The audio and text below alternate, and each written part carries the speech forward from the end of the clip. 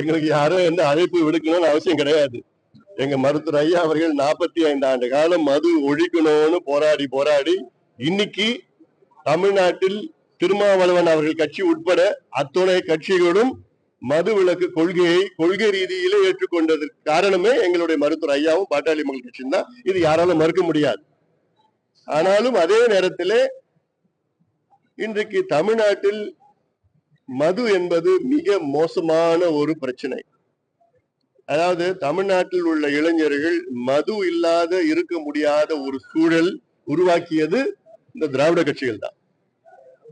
திமுக மட்டும் இல்ல, அண்ணா திமுகவும் தான். அதாவது இவங்க திமுக சொல்றாங்க திராவிட மாடல் என்ன பொறுத்த வரைக்கும் என்னன்னா, தமிழ்நாட்டில் இளைஞர்கள் மது இல்லாம இருக்க முடியாது. இதுதான் திராவிட மாடல். 3 தலைமுறைகளை மதுவை கொடுத்து ஒழிச்சிட்டாங்க. இப்ப 4வது தலைமுறை ஒழிக்க பாக்குறாங்க. அந்த அளவுக்கு இருக்கு இப்போ மது. இப்போ அது இன்னொன்னு, தமிழ்நாட்டுல பல சமுதாயங்கள் இருக்கு. இன்னைக்கு 2 பெரிய சமுதாயங்கள்.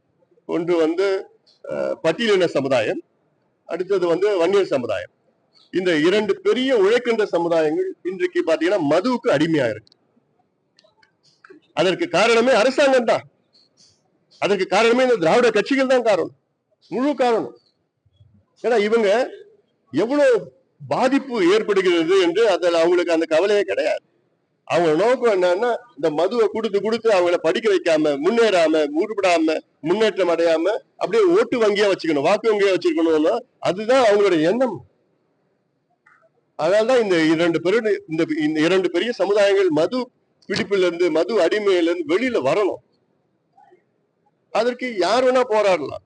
அது நாங்க வரவேற்போம். நாங்க அது ஜாதியோ கட்சியோ மதம் இனம் எல்லாம் அப்பாற்பட்டது இந்த பிரச்சனை. இது